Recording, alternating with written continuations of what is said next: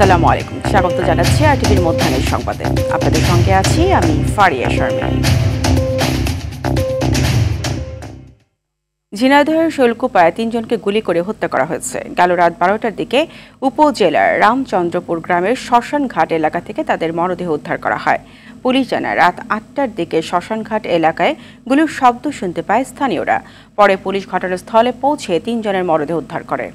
ঘটনাস্থল থেকে ২টি মোটরসাইকেল উদ্ধার করা হয়। নিহতদের একজন হরিণাকুণ্ডু উপজেলার হানিফ। তিনি পূর্ব বাংলা কমিউনিস্ট পার্টির নেতা ছিলেন। বাকিদের পরিচয় জানা যায়নি। এদিকে চরমপন্থী সংগঠন জাসদ হত্যার দায় স্বীকার করে গণমাধ্যম কর্মীদের হোয়াটসঅ্যাপে খুদে বার্তা পাঠিয়েছে।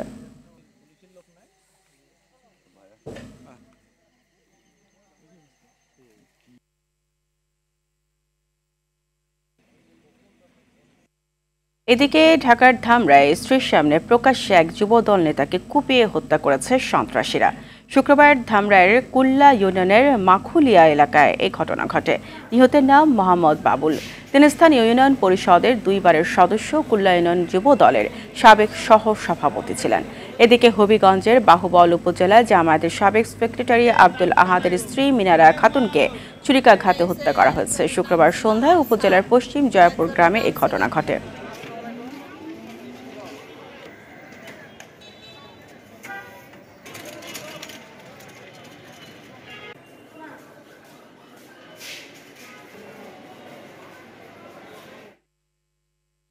কক্সবাজারের টেকনাফে ২ দিন পার হলেও ফেরত দেওয়া হয়নি ১৯ জেলেকে। এতে উদ্বেগ দিন কাটছে পরিবারের।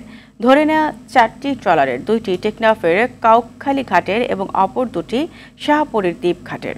জেলেরা মিয়ানমারের সশস্ত্র বিদ্রোহী গোষ্ঠী আরাকান আর্মির হাতে জিম্মিতে রয়েছে। জিবির টেকনাফ ২ ব্যাটালিয়নের অধিনায়ক লেফটেন্যান্ট কর্নেল আশিকুর রহমান জানান, জেলেদের ফেরত আনতে যোগাযোগ চলছে। দ্রুতই ফেরত আনা সম্ভব হবে বলে আশা প্রকাশ করেন তারা। গেল বৃহস্পতিবার সাগর থেকে মাছ ধরে ফেরার পথে ৪টি ট্রলার সহ ১৯ জেলেকে ধরে নেওয়া হয়।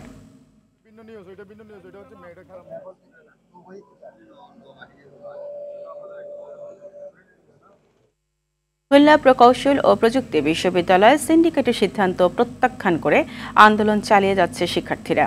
ভিসি প্রভিসির অপসারণের দাবিতে আজও বিক্ষোভ মিছিল করে। শুক্রবার সন্ধ্যায় ভিসির বাসভবনের প্রধান ফটকে তালা ঝুলিয়ে দেয় তারা।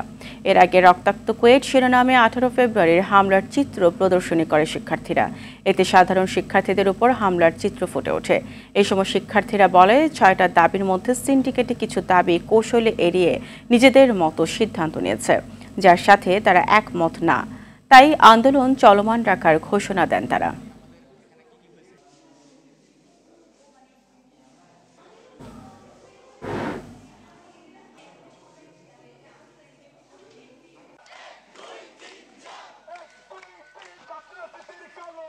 রমজানকে সামনে রেখে বাজারে বিক্রি হচ্ছে ছোলা, চিনি, বেসন সহ রোজায় দরকারি বেশ কিছু পণ্য।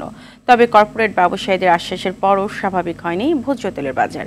নির্ধারিত দামের তুলনায় বাড়তি দামে বিক্রি হচ্ছে বোতলের ও খোলা সয়াবিন তেল। দোকানীদের অভিযোগ, সরবরাহ সংকট ও বাড়তি দামে কেনায় বাড়তি দামেই বিক্রি করতে হচ্ছে তাদের। কয়েক দফা দাম বাড়ার পর অবশ্য বাড়তি দামেই এখন স্থিতিশীল চালের বাজার। স্বস্তি মিলছে শীতকালীন সবজিতে। বেশিরভাগ সবজি বিক্রি হচ্ছে ৩০ থেকে ৫০ টাকা। তবে বেড়েছে লেবুর দাম। ৩০ টাকা ডজনের লেবু বিক্রি হচ্ছে ৬০ থেকে ৮০ টাকা করে।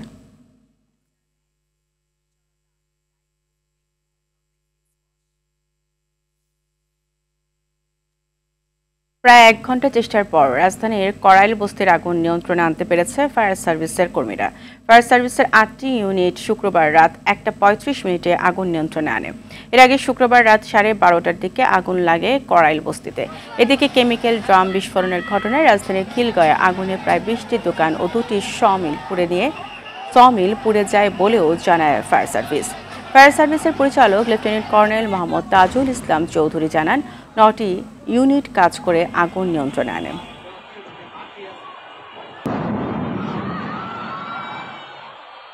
প্রাণপণ চেষ্টা ছিল যে আমরা যেন আগুনটা ছড়াতে না দেই, কারণ এই গ্যারেজ এবং সমিলের আশেপাশে আপনারা দেখে থাকবেন যে 7তলা 8তলা হাই রাইজ বিল্ডিং, 10তলা এসব বিল্ডিং রয়েছে এবং এখানে প্রচুর পরিমাণে বসবাস রয়েছে। এখানে এই পর্যন্ত কোনো আহত নিহত হয়েছে এমন কোনো তথ্য আমাদের কাছে নাই এবং কোনো লোক মিচিং আছে এমন তথ্য আপাতত আমাদের কাছে নেই। আগুনটা সম্পূর্ণভাবে নির্বাপন শেষে একটা প্রাইমারি আমরা তদন্ত করব, তদন্তের পরে আমরা বলতে পারবো সোর্স অফ ফায়ার এবং এটার ক্ষয়ক্ষতি সম্পর্কে। এদিকে ময়মনসিংহের ভালুকায় বসতবাড়িতে আগুন লেগে 18টি ঘরসহ মালামাল পুড়ে গেছে। এতে প্রায় অর্ধ কোটি টাকার ক্ষয়ক্ষতি হচ্ছে বলে দাবি স্থানীয়দের। শুক্রবার রাতে উপজেলার সিডি স্টোর উত্তর বাজার এলাকার মোহর আলী ও আক্কাস আলীর ভাড়া বাড়িতে এই আগুন লাগে। এতে আশপাশে আগুন ছড়িয়ে পড়ে। খবর পেয়ে ফায়ার সার্ভিসের 3টি ইউনিট 1.5 ঘন্টা চেষ্টা করে আগুন নিয়ন্ত্রণে আনে। এদিকে বৈদ্যুতিক শর্ট সার্কিট থেকে আগুন লাগে। আর সরু রাস্তা ও পর্যাপ্ত পানির ব্যবস্থা না থাকায় আগুন নিয়ন্ত্রণে আনতে সময় লাগে বলে জানায় ফায়ার সার্ভিস।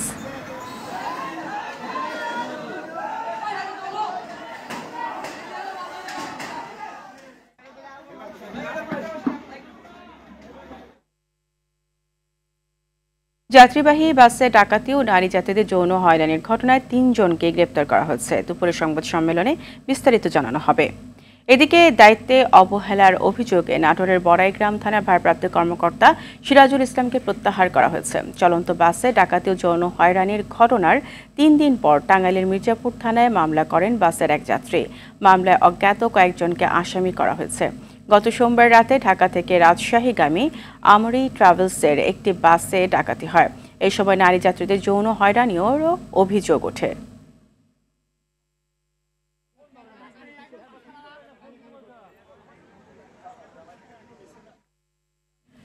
খুলনা প্রকৌশল ও প্রযুক্তি বিশ্ববিদ্যালয় সিন্ডিকেটের সিদ্ধান্ত প্রত্যাখ্যান করে আন্দোলন চালিয়ে যাচ্ছে শিক্ষার্থীরা।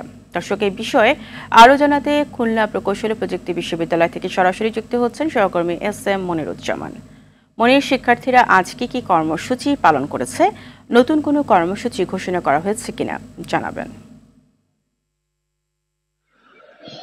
হ্যাঁ, যেমনটা বলছিলেন, আজ ৪র্থ দিনের মতো চলছে সাধারণ শিক্ষার্থীদের কর্মসূচি। তারা কিন্তু এই মুহূর্তে খুলনা প্রকৌশল ও প্রযুক্তি বিশ্ববিদ্যালয়ের যে ওয়েলফেয়ার সেন্টার রয়েছে সেই ওয়েলফেয়ার সেন্টারের সামনে থেকে একটি বিক্ষোভ মিছিল শুরু করেছেন। আপনি দেখতে পাচ্ছেন আমার সামনেই রয়েছে সেই মিছিলটি থেকে তারা যে কথাটি জানাচ্ছেন যে তাদের যে 6 দফা রয়েছে সেই 6 দফা পূরণ না হওয়া পর্যন্ত তারা তাদের আন্দোলন চালিয়ে যাবেন।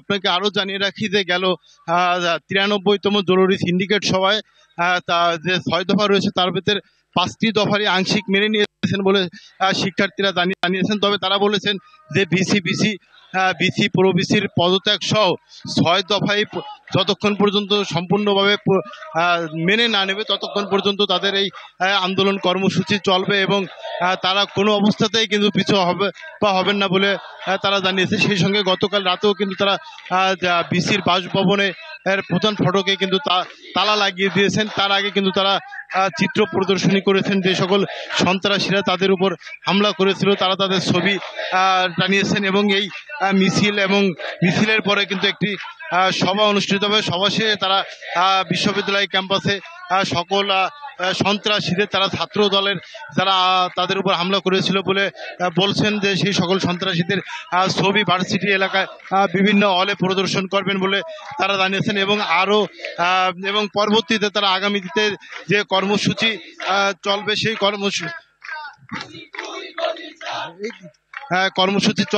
কর্মসূচি কিন্তু তারা কিছুক্ষণ পরেই আমাদেরকে জানিয়ে দেবেন বলে তারা জানিয়েছেন। এই ছিল খুলনা প্রকৌশল ও প্রযুক্তি বিশ্ববিদ্যালয় থেকে ছাত্রদের আন্দোলনের সর্বশেষ তথ্য। মনিরুজ্জামান, আপনাকে ধন্যবাদ। মধ্যাহ্নের সংবাদ এই পর্যন্তই। দুপুরের সংবাদ দুপুর 1:45টায় দেখার আমন্ত্রণ রইল। ধন্যবাদ সবাইকে।